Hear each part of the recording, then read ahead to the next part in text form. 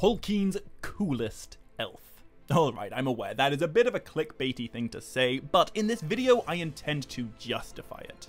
Because obviously, I mean, there's a metric ton of incredibly cool elves in Tolkien's writings. Glorfindel and Ecthelion would both like to throw their names into that hat, also Gil-galad, but Fingolfin is something else.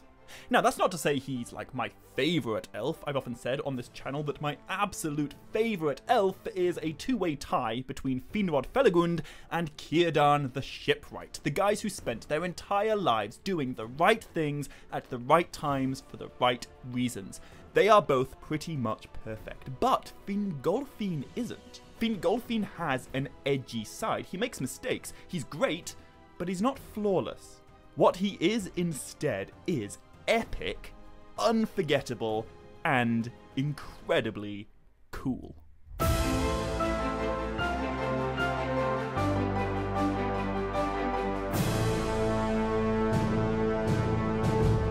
Maya, Govan, and Melanine, and welcome to another Tolkien Untangled character breakdown video. Today I'll be talking all about Fingolfin, the blue car to Feanor's red car, which is a really niche reference, to be honest, for a global audience, but once upon a time there was a British advert for Milky Way bars, and in that advert the blue car and the red car had a race, and the red car was a jerk, but the blue car was really cool, and in the end the blue car took the Milky Way. Anyway, that's irrelevant. What I'm saying is Feanor and Fingolfin are bound together in quite an antagonistic relationship, and yet in some ways they kind of are two sides of the same coin. But Fingolfin is the one worth rooting for. You see, Fingolfin has the distinction of being the very first guy ever to have an older half-brother. Elves are typically as monogamous as they are immortal, so up until Fingolfin comes along, all siblings would share both parents. However, when Feanor was born, the act of birthing him weakened his mother to such an extent that she grew weary of life and her spirit departed her body. Effectively, she died. And so, after much soul-searching, Feanor's father, Finwë, the High King of the Noldor, took a new wife, and she was Fingolfin's mother. Her name was Indis, and unlike both Finwë and his first wife, Indis was not actually a lady of the Noldor. She was one of the astoundingly wonderful golden-haired Vanya, who don't really appear much in the story because they are just so incorruptibly perfect. There's not really much to say about them, except that both Fingolfin and his younger brother Finarfin are half descended from them. But whereas Feanor was the most skilled in word and hand of the princes of the Noldor, Fingolfin was the physically strongest, the most steadfast, and the most valiant. I guess Feanor was a bit of a nerd, whereas Fingolfin was the jock of the family. But considering what he had to put up with from his half-brother, Fingolfin is a really chilled-out jock. And he's born into a pretty privileged life. As I say, Fingolfin's father is the High King of the Noldor, his mother is a lady of the Vanya, and he spends the first 2,970 years of his life as a high prince in the undying lands of Valinor, the blessed realm where he lives alongside Valar and Maya. But all is not perfect. The first significant thing that happens to Fingolfin in the story is that the Dark Lord Melkor seeks him out and tries to manipulate him into doing evil.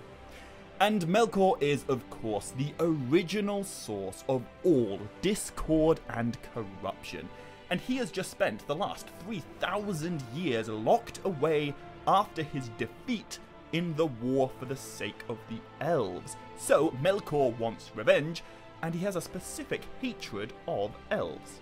Anyway, first he goes to Feanor, and he very successfully convinces Feanor that Fingolfin is not to be trusted, and that as the firstborn son of Finwë and Indis, Fingolfin is working with the Valar to usurp and supplant Feanor. Now, this is absolute nonsense, but Feanor is the red car, and so it doesn't take much to stoke his aggression. In fact, all Melkor really does is pour fuel onto the fire of Feanor's pre-existing disdain for his brother.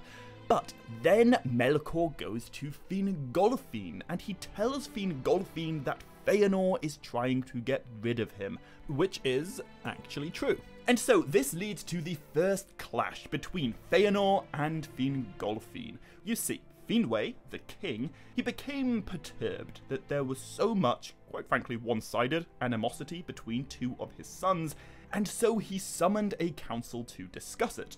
Fingolfin showed up early to this council, and before Feanor arrived, he had a private word with his father in which he basically said, "Dad, you need to have a word with Feanor. He speaks like he's the king, but he's not. Please try to restrain him." But as Fingolfin is saying this, Feanor strides into the chamber, fully armed with a high helm on his head and a mighty sword at his side. Which is a huge deal because, remember, this is taking place in the Blessed Realm, so there's never been any use for violence or weapons before.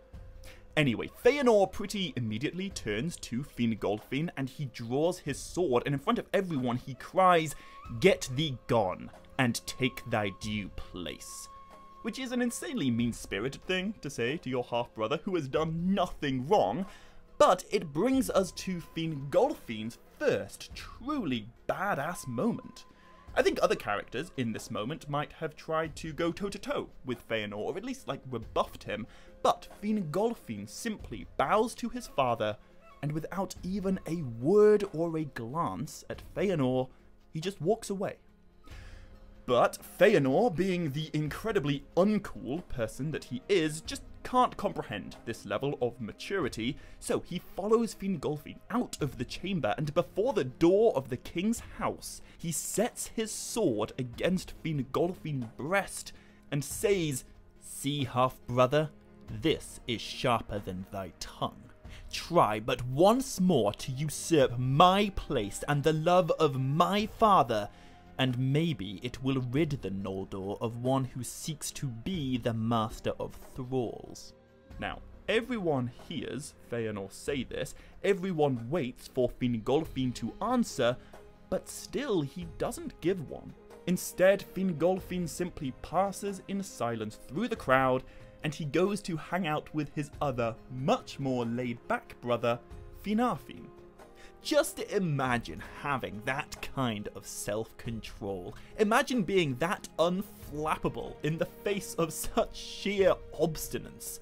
Tolkien describes Feanor as the most subtle in mind and the mightiest in all parts of body, in endurance, in beauty, in understanding, in skill, in strength and subtlety alike, and yet, without uttering a single word, Fingolfin made him look like an absolute fool, just by walking away. What a cool guy. And I do think it's very important to point out that Fingolfin never did have any intentions of usurping Feanor. There's something very un-Zen about trying to steal the throne from your own father and brother, and we know that Feanor's fears regarding Fingolfin were entirely unfounded. Nevertheless, Feanor's tantrum did actually work out really well for Fingolfin. You see, due to Fingolfin's humility in this moment, it becomes abundantly obvious to everyone that Feanor is the jerk. He's the one in the wrong. I mean, Melkor was also partially to blame, but the Valar decide, rightfully so, that Feanor should face some consequences for threatening to murder his own brother and for breaking the peace of Valinor. So, Feanor is banished from the city of Tirion, and because Finwë has a few issues of his own, he decides to join his firstborn son in banishment, and so, with the High King and the Crown Prince both now in exile, the kingship of the Noldor passes to the next prince in line, which just so happens to be Fingolfin.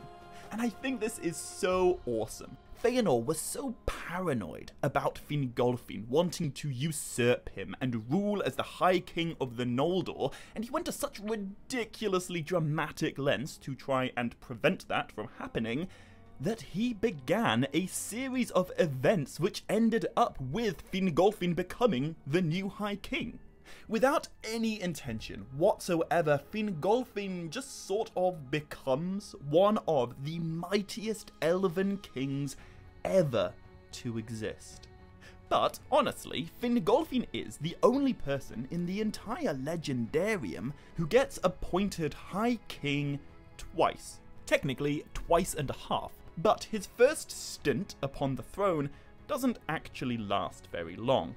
You see, there soon came a time of celebration in Valinor, and at this festival, the Noldor, along with the incredible Vanyarin elves and the Valar and many of their Maiar, all gathered atop the peak of the tallest mountain in all of Arida, Tarniquetil. And they did this to celebrate the coming of spring, but also to party. Manwë, the king of the Valar, and thus effectively the king of all Arda, decided that he wanted to mend the hurts that Feanor had created among the Noldor and to heal them from the evil lies of Melkor. So, the Noldor were instructed to come and to have a good time, to bury the hatchets and to squash their beef. Feanor was actually commanded to come, and he did come, although we're told that he did not come dressed for a festival, and he refused to wear any ornaments or jewels or silver or gold. Anyway, Fingolfin of course came too, and because Fingolfin is just too cool to hold grudges, he met Feanor before the throne of Manwë, and he made peace. We are told Fingolfin set at naught the unsheathing of the sword. Basically he said, "It's fine, I'm over it."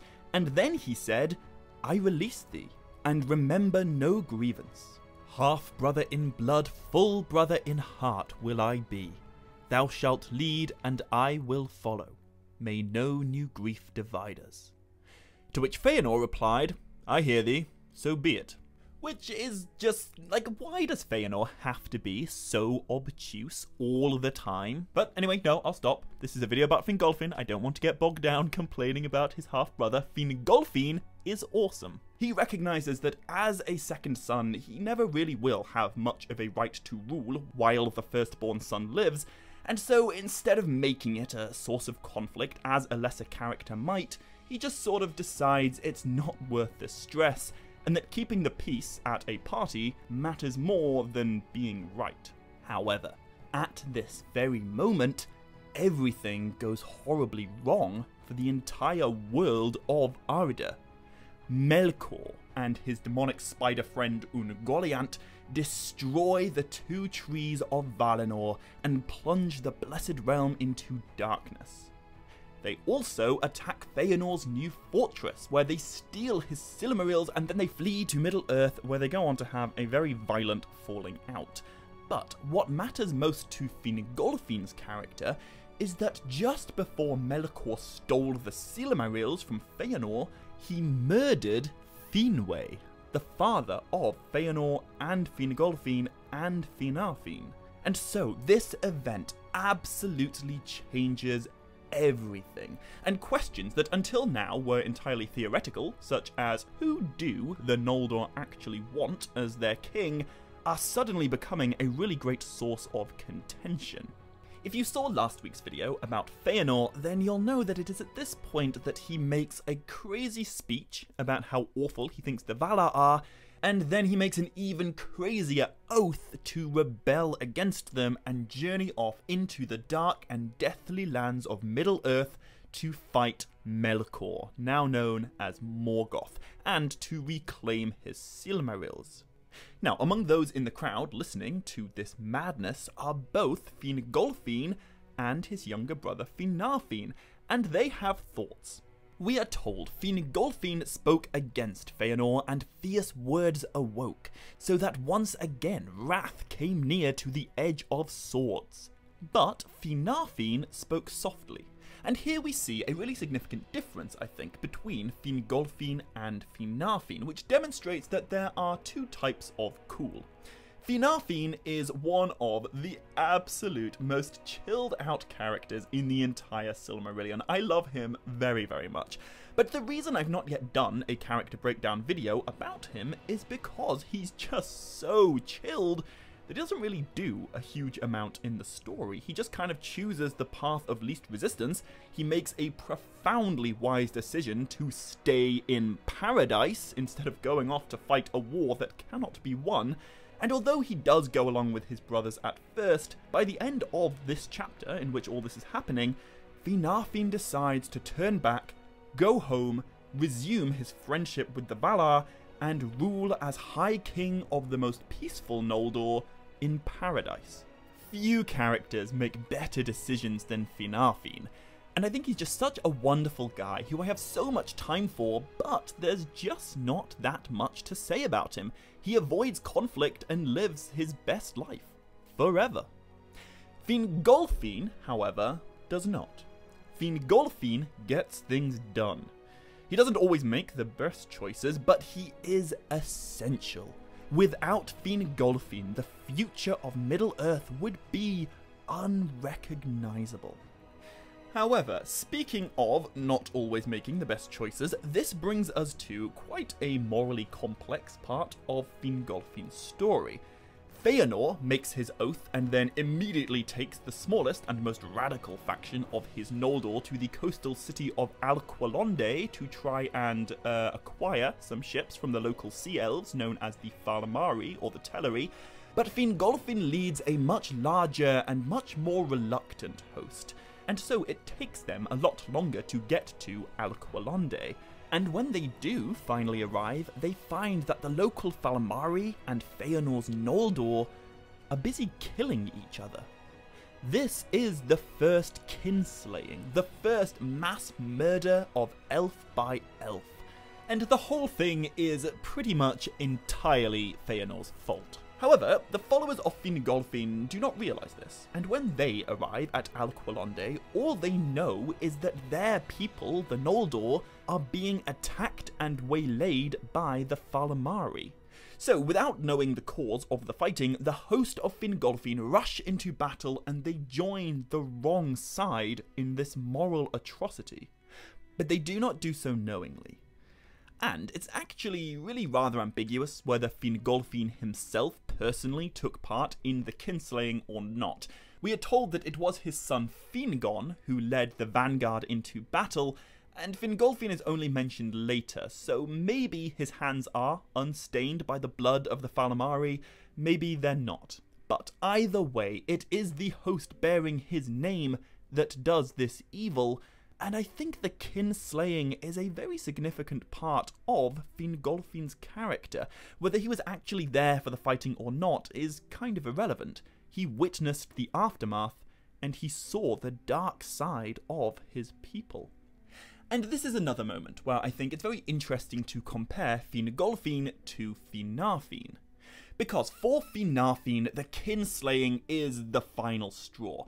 Fingolfin was the leader of the third and most reluctant group of Noldor, and so he didn't arrive at Alqualonde until the fighting was completely over. He and his children are entirely unstained by blood. But when Fingolfin sees what has been done to the kind and peace-loving Falamari, he forsakes the journey and he leads all those who choose to follow him back to Valinor. And there's a very good reason why Fingolfin does this. You see, his wife is a lady called Eärwen, Princess of Alqualonde. She was the daughter of the king who ruled the Falamari. It was the kin of Fingolfin's wife that his brothers slaughtered. And so at this point in the story, we see two ends of a spectrum.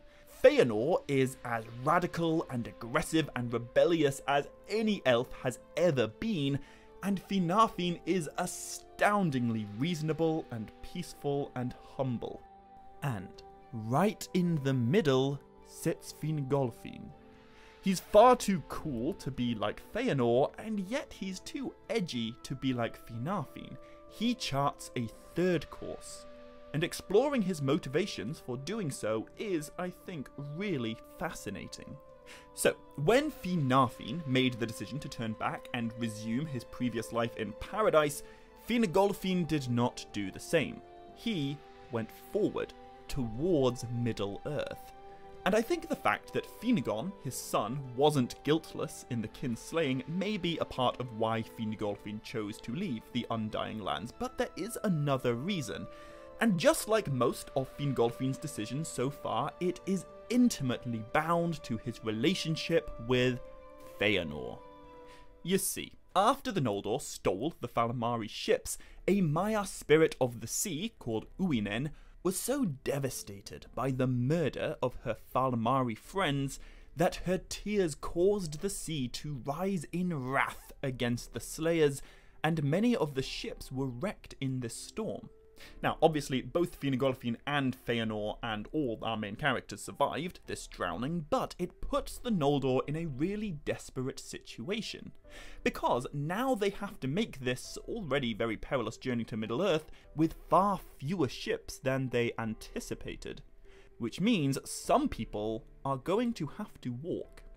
Now, you might be thinking, well, why can't Feanor and Fingolfin just ferry their people across the sea in waves, and then send the ships back to pick up the next lot? And that is a very reasonable question, with a very unreasonable answer. Feanor. So after leaving Alqualonde, the Noldor find themselves in this part of the world, near the Helcaraxë, which is one of the worst places you could possibly find yourself. And Tolkien describes the Helcaraxë as teeth of the ice that floated in the sea. So it's not like one frozen stretch of ocean, it is made up of loads of clashing hills of ice that none yet had dared to tread. What Helcaraxë literally means is icy jagged hedge of spikes, although we could also translate it as ice fangs, and most commonly it is known simply as the grinding ice. We are told that it exists because of the violence of the frosts of Melkor in the ancient days after the world's making, and it is infamous for its vast fogs and mists of deathly cold through which no gleam of star could pierce. So basically, the Helcaraxë is an absurdly dangerous place that no reasonable elf would ever intend to cross. And although Fingolfin and his people are high elves, and so they are enriched by the light of Valinor, even so, the Helcaraxë they deemed impassable. But because Feanor is such a damn lunatic, he decided that his small faction of the most radical Noldor would be better off if Fingolfin and his much larger host weren't among them. So, while the Noldor rested near the freezing cold Helcaraxë, Feanor and his followers stole all the ships. They abandoned Fingolfin and his people, and they set sail for Middle-earth in a horrendous act of spiteful betrayal. Then, when they arrived on the other side of the sea, they set fire to the ships, just to ensure that Fingolfin and co would either perish on the Helcaraxë or turn back and face the judgment of the Valar for their role in the kinslaying. However, there is one thing that Feanor has not counted on, and that is just how badass his half-brother truly is. So, back when all this is happening, in the First Age, the world of Arida is actually flat. It doesn't become round until the drowning of Númenor in the Second Age, and this means that although Fingolfin is many miles away from Middle-earth when Feanor burns the ships, he can still see the light of their fire in the far distance. And so he realizes that he and his people have been betrayed. They are now trapped on the wrong side of the Helcaraxë with only two options left. Either go forward into misery and potential death, or go back in shame.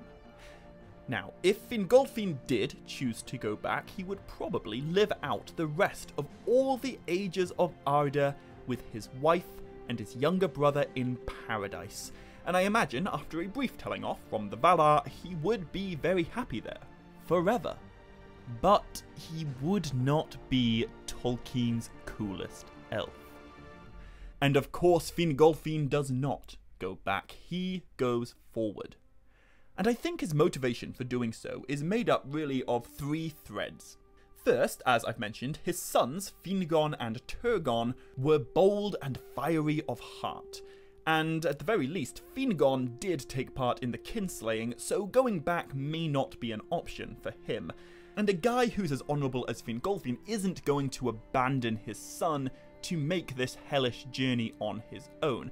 So I would say the first thread of Fingolfin's motivation is love for his sons and his people. Secondly, Fingolfin was briefly the High King of all the Noldor, remember, and although he did yield the throne back to Feanor, that was before Feanor outed himself as such a massive dick, and now the Noldor that Feanor left behind are looking to Fingolfin as their true leader, so he has a sense of obligation and duty to fulfill.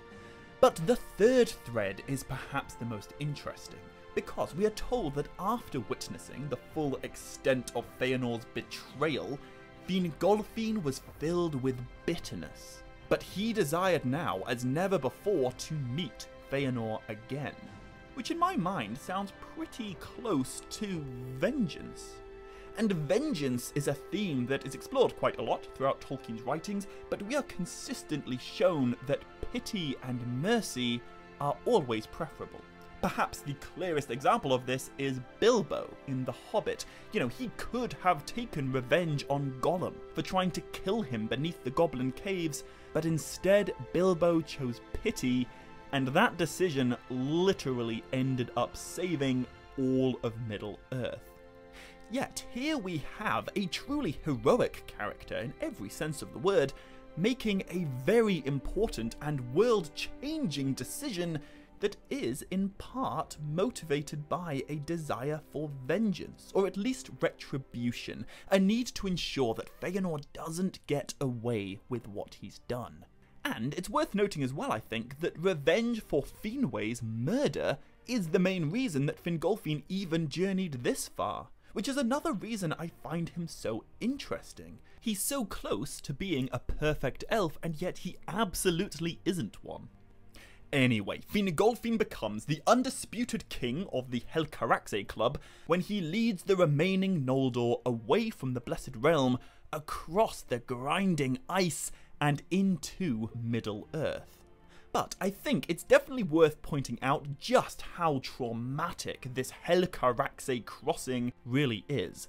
We are told Fingolfin's own daughter-in-law, a lady called Elenwe, slipped beneath the ice and was lost. And many others perished also. And throughout the rest of the Noldor's history, there really is a significant divide between those who made the crossing and those who didn't. And it makes me think a little bit of what the situation must have been like for many young men in England in the early 1920s, when the Silmarillion as we know it was kind of coming together. Some of those men experienced the horrors of World War I firsthand, and others didn't.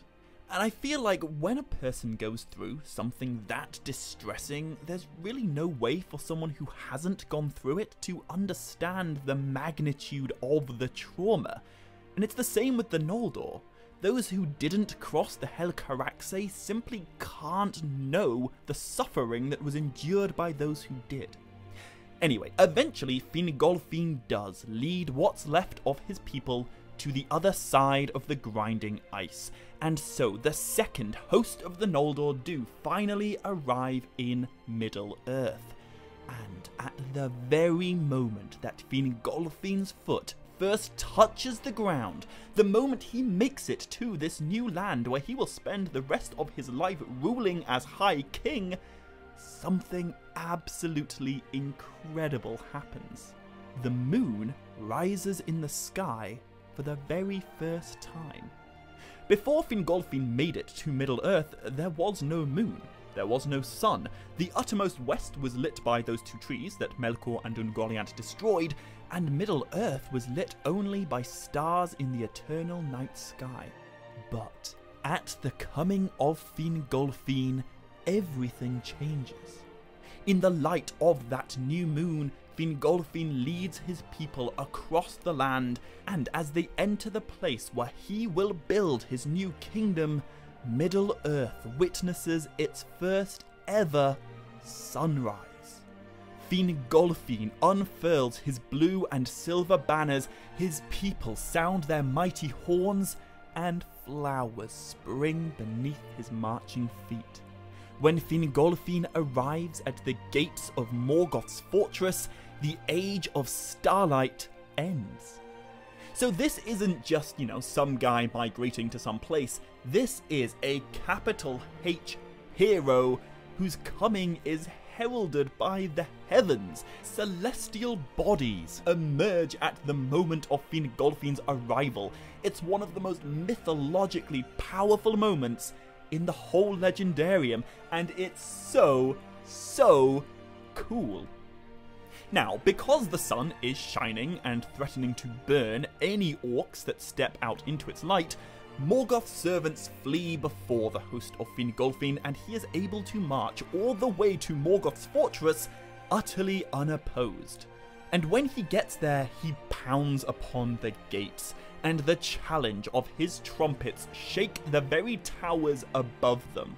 We are told that Morgoth hides beneath the earth, but because Fingolfin is of other temper than Feanor and wary of the wiles of Morgoth, he withdrew from the Dark Lord's fortress and focused his efforts instead on building a great realm for the Noldor in Middle-earth.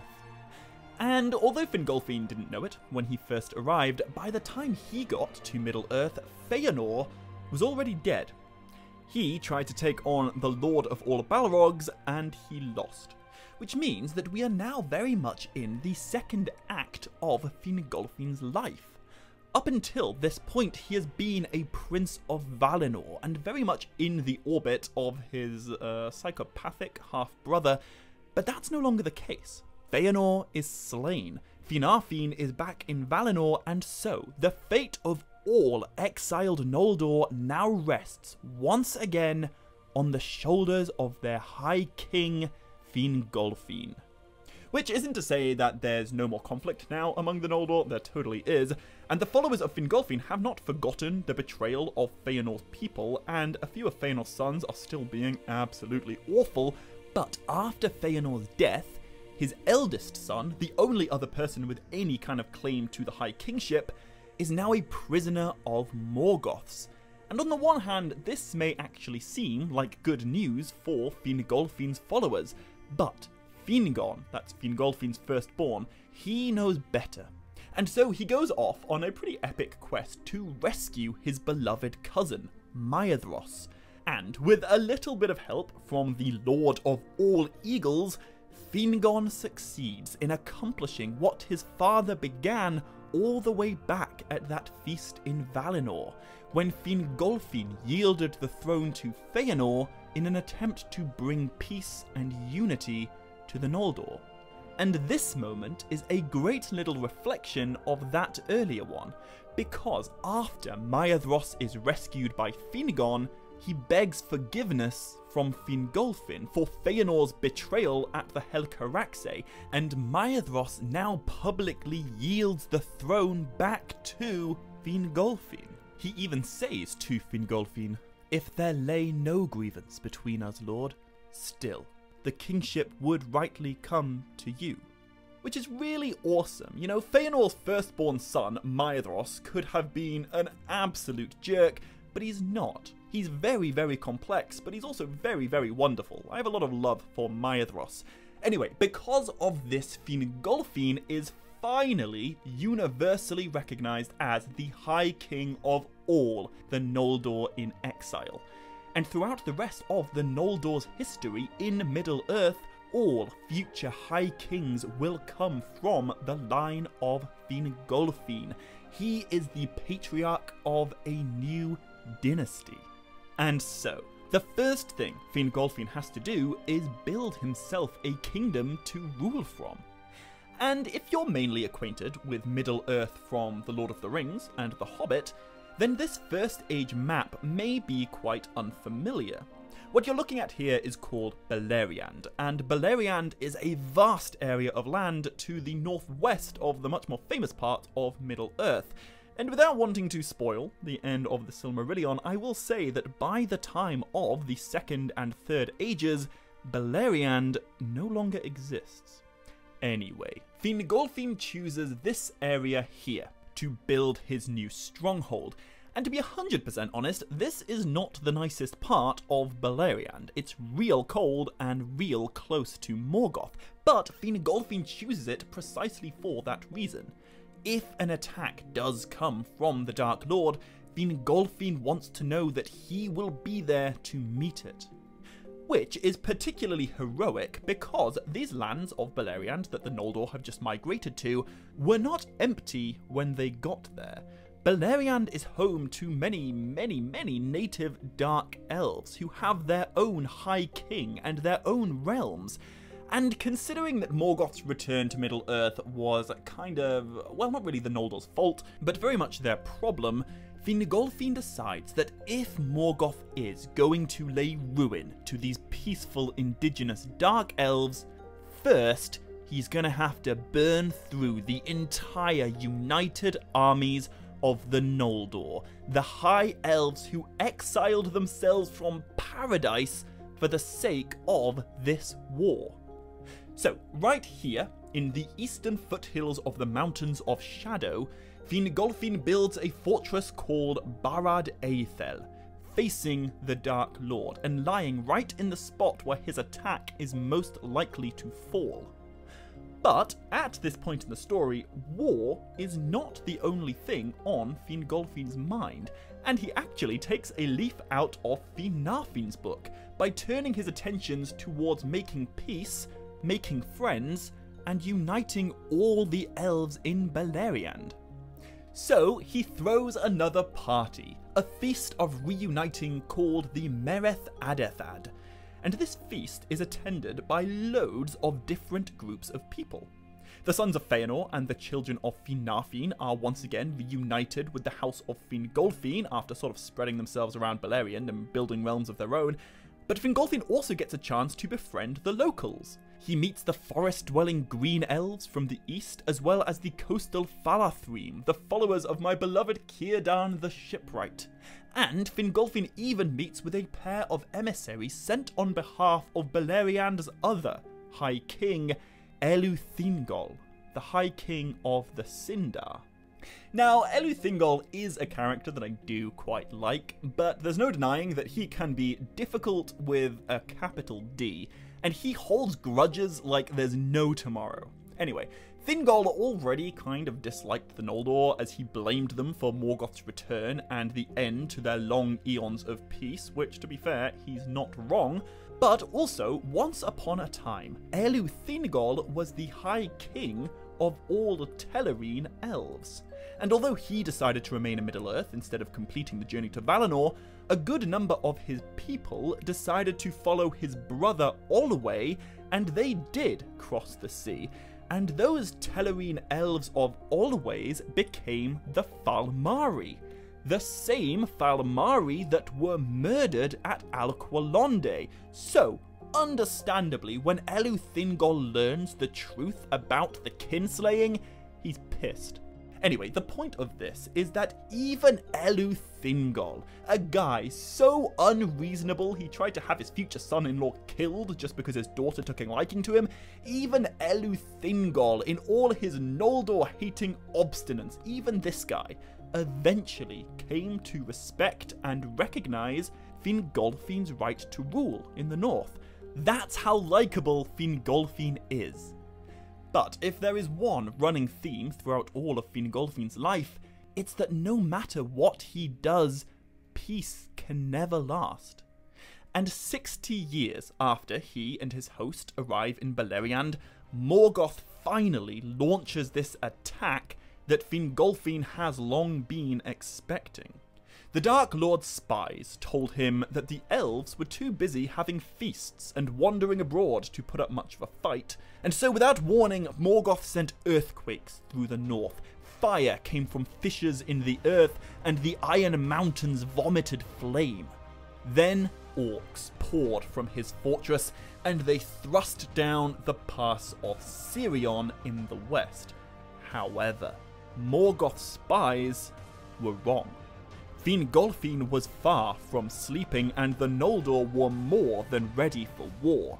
While Maedhros descended on the orcs in the east, Fingolfin led his host in the west, and eventually the two elven factions united in the middle, and under Fingolfin's command, the Noldor wiped out every single orc to the least and last.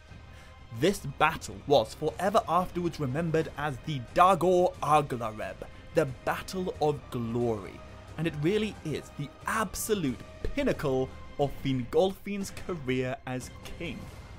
After this battle, the Noldor completely obliterate all power of Morgoth's in the north, and although his underground fortress is entirely impregnable, so they can't actually get to him, they can and do succeed in besieging him and setting up a guard around the gates so that the Dark Lord and his armies are completely locked away for a really long time.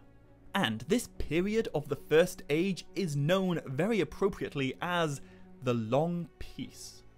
After the Dagor Aglareb, there isn't another major battle in Beleriand for 395 years, which means of Fingolfin's entire time in Middle-earth, he spends 87% of it just enjoying this long, hard-earned peace. And an awful lot happens in those 395 years, but most relevant to High King Fingolfin is the coming of men into Beleriand. When the Dagor Aglareb happened, the entire race of men were just a mystery in the east. Their existence was completely unknown to the elves of Beleriand. But by the time the peace ended, Beleriand was home to 3 kindreds or houses of men, each of which had founded realms and built homes and lives for themselves alongside the elves. And of these 3 kindreds, the largest and mightiest are known as the House of Hador. And it is this House of Hador that Fingolfin develops a really wonderful friendship with. The leader of the house is called Hador, no surprise there, and Hador and Fingolfin have one of the loveliest friendships in the entire Silmarillion. We are told that Hador Lorindol was considered a peer of elven lords, and in his youth he entered the household of Fingolfin, where we are told he was loved by the king. Now, I know Hador may not be quite as household a name as someone like Beren, but he is a really important character in the sense that he is a direct ancestor of a lot of incredibly important men, including the very famous children of Húrin, and through another line, he is the great-grandfather of a guy called Tuor, who is a very important part of the Fall of Gondolin storyline. Now, the reason I bring up Tuor in this video is because Tuor, great-grandson of Hador, is going to go on to marry an elf maiden called Idril Celebrindal, and Idril is the granddaughter of Fingolfin. So, although at this point in the story Hador and Fingolfin are just friends, in a few generations their families will very much unite and become one. But I'll talk more about that in just a few minutes. Anyway, the friendship of Fingolfin and Hador is quite a bit different from many of the other friendships that we've seen so far, and that's because Fingolfin is, of course, immortal, and Hador isn't. And so the nature of their relationship makes me think a little bit of the relationship that exists between a person and their loving pet. You know, typically a dog will love its owner for its entire life, but an owner will love their dog knowing that its life will probably only last for a portion of theirs. And I think that's how it is with Fingolfin and Hador. Hador loved Fingolfin knowing that the Elven King would be there for every day of his life, and Fingolfin loved Hador knowing that one day he would lose him. And this segues us to the Dagor Bragolach, the Battle of Sudden Flame, in which Morgoth finally does break the siege of the Noldor and aggressively end the nearly 400-year-long peace. Now, the Dagor Bragolach is a huge topic, and I have a whole 40-minute video about it, so check this out to learn the full details. But what I'll say right now is that it is a disaster for the elves. Northern Beleriand is swarmed by evil things. 2 of Galadriel's brothers are killed, and many, many, many more elves perish in the fire of Balrogs and dragons. All the Noldorine realms of the north are attacked, and Fingolfin's realm is actually the only one that isn't overrun. But the defense of his kingdom does come at a cost. Just beyond the walls of Barad Eithel, Hador Lorindol was slain. And this disastrous battle is the inciting incident that brings us not only Fingolfin's most epically badass moment in the entire Silmarillion, but possibly the most epically badass moment in any story ever. I'm aware that's a bit of a crazy statement to make, but I stand by it. What happens next is one of the most epically badass moments in any story ever. But it is perhaps another example of Fingolfin making a dubious decision. From a, rational, sensible perspective, this is questionable. But from an old-school Celtic Anglo-Saxon perspective, this is the coolest thing in the world. And I say that because if history has taught us anything, it's that from Socrates to Paganini to Bonnie and Clyde, there is nothing cooler than self-destruction. So, after witnessing the death of Hador and the devastation of the north and the demise of his nephews, Fingolfin is filled with wrath and despair, and he perceives that the utter ruin of the Noldor has come. But he does not take this ruin lying down. Instead, Fingolfin mounted his horse, Rochalor, and he rode forth alone, across the desert of ash that Morgoth's fires have created, and all the way to the gates of the Dark Lord's fortress. Tolkien describes him in this moment as passing like wind amid the dust. The orcs that beheld his coming fled in amaze, for a great madness of rage was upon him, so that his eyes shone like the eyes of the Valar. In fact, in his fury, Morgoth's servants mistake Fingolfin for Orome. That's the Valar of the Hunt, one of the 9 mightiest beings in all of Arda, who Tolkien describes as the most dreadful in anger. And when Fingolfin arrived, alone outside the gates of Morgoth's fortress, he sounded his horn and challenged Morgoth to come forth to single combat. Now, obviously, Fingolfin is an incredible warrior, but he is also just an elf, and Morgoth is the mightiest of all beings created by Ilúvatar. He is the #1 top dog in, the entire universe. And yet, when Fingolfin stood before his gates, and his voice came keen and clear down into the depths, Morgoth, alone of the Valar, knew fear. Fingolfin terrified him, and if he could have avoided it, Morgoth would not have come forth to answer his challenge. But his captains were watching, and he had no choice. And so, Morgoth came. Tolkien writes that he issued forth clad in black armor, and he stood before the king like a tower, iron-crowned, and his vast shield cast a shadow over him like a storm cloud. But Fingolfin gleamed beneath it as a star, for his mail was overlaid with silver, and his blue shield was set with crystals, and he drew his sword Ringil that glittered like ice. And so began the most epic one-on-one duel in the entire Legendarium. High King Fingolfin versus Dark Lord Morgoth. Ringil versus Grond, the hammer of the underworld. Morgoth swung Grond down like a bolt of thunder, but he missed, and instead of hitting Fingolfin, Grond struck the earth and rent a mighty pit when smoke and fire darted. Each time Morgoth attacked, Fingolfin leaped away as lightning shoots from under a dark cloud. 7 times Fingolfin landed a hit, and 7 wounds he inflicted upon the Dark Lord. And these wounds aren't superficial. We are told that in this duel, Fingolfin crippled Morgoth to such an extent that his injuries never left him.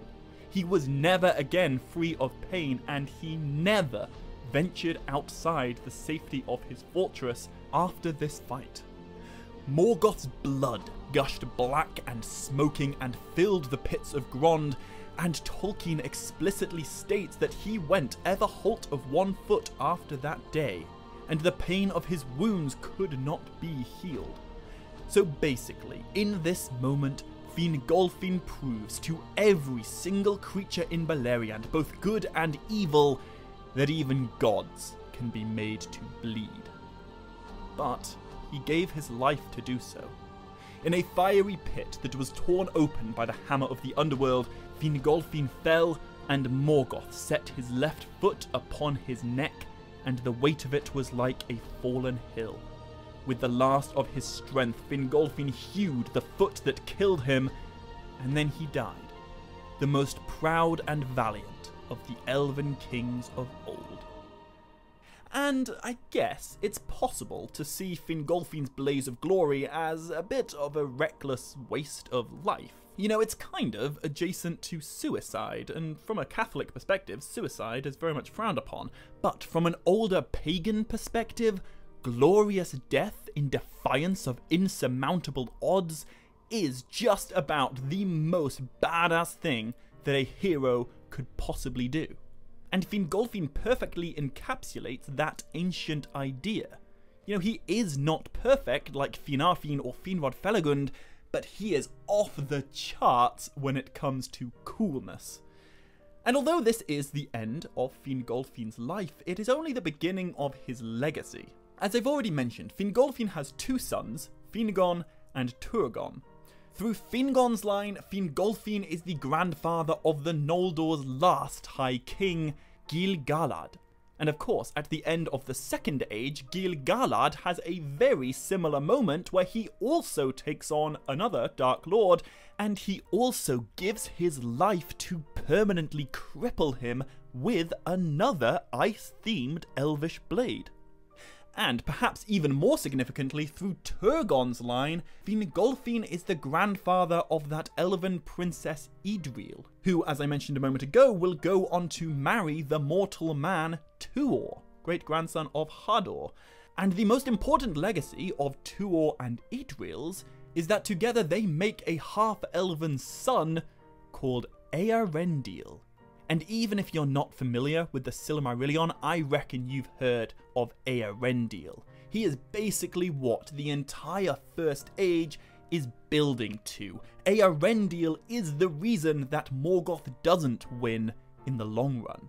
And Eärendil also famously has 2 half-elven sons, Elros and Elrond, both of whom are staggeringly important in setting up the history of the Second Age. Now, I'm sure you all know who Elrond is, but his brother Elros is just as significant.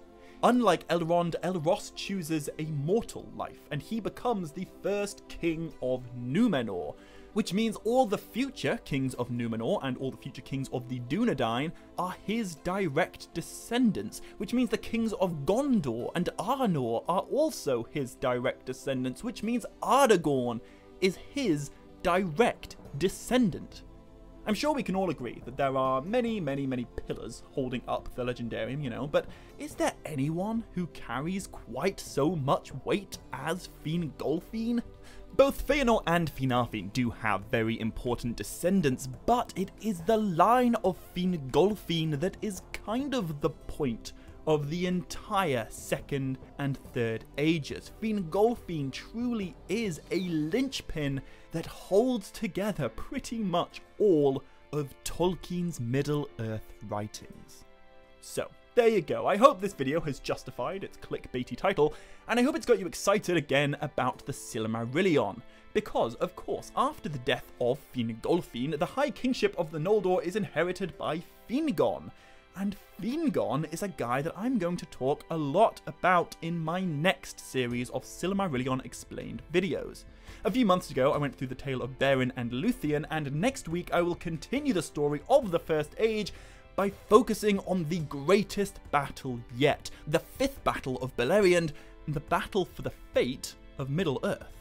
So keep your eyes open for that, and if you're new to the channel, or if you just want a refresher of the story so far, then this is the video that I would recommend you watch before the next series begins. This is the video where I talk all about the fall of Fingolfin and the Dagor Bragolak, and it's in this video that I set up a great deal of what I'm going to talk about next week.